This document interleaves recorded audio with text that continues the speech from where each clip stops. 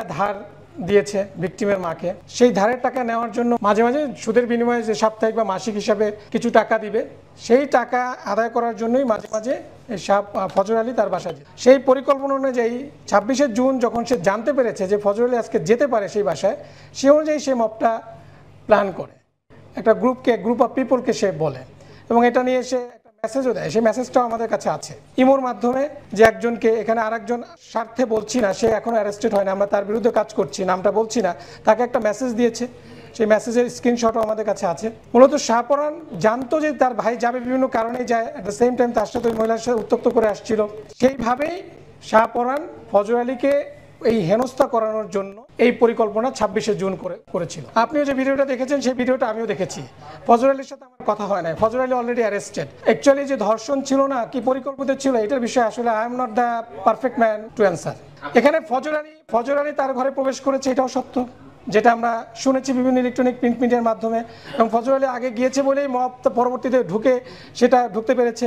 ফজর আলী আগে গিয়েছে, এখন তার উদ্দেশ্য কী ছিল সেটা ফজর আলী এবং এই ভিকটিমই জানে। এবং মব গিয়েছে, পরবর্তীতে মব ধরেছে, আমরা পরবর্তীতে যেটা দেখেছি। Hot ever maybe the case, যেভাবে করে একজন নারীকে উলঙ্গ একটা ভিডিও সোশ্যাল মিডিয়া বা সমাজে ছেড়ে দেওয়া, এটা তো কোনোভাবেই কাম্য হতে পারে না, গ্রহণযোগ্য হতে পারে না। শাহপরানের একটা উদ্দেশ্য ছিল, এটা শাহপরানের কিছু লোকজন ছিল এবং দীর্ঘদিন যাবৎ উত্তক্ত করছিল। শাহপরান পারিবারিকভাবেও তার ভাই বোনদের সাথে তার সম্পর্ক ভালো ছিল না, তার বাবা মার সাথে তার সম্পর্ক ভালো না। শাহপরানের অর্থনৈতিক অবস্থা একটু দুর্বল, এটা সে নিজেই বলেছে প্রাথমিক জিজ্ঞাসাবাদে।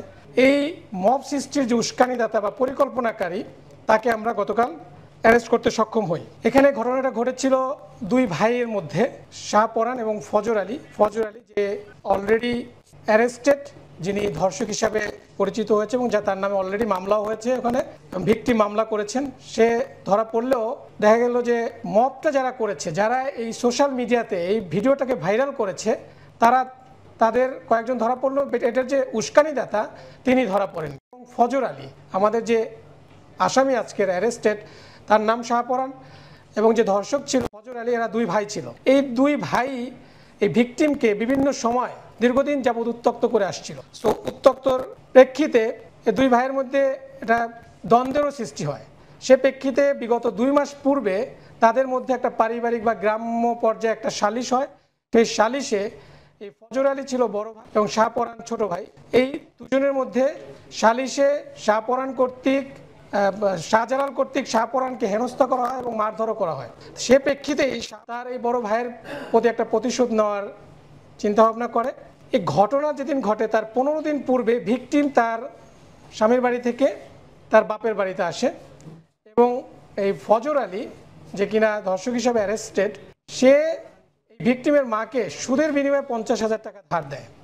সো সেই ধারের টাকা আদায় করার জন্যই মাঝে মাঝে তাদের বাসায় যেত। ঘটনার দিনও তেমনি এই টাকা আদায়ের সূত্র ধরেই তিনি ওই বাসায় গিয়েছিলেন রাতের বেলা, এবং এইটা শাহপরান জানতো যে ওই দিন সে যাবে। সে প্রেক্ষিতেই শাহপরান তার লোকজন সেট করে দেয় যে এরকম এই টাইমে যাবে, তোমরা যদি তাকে ধরতে চাও ধরতে পারো।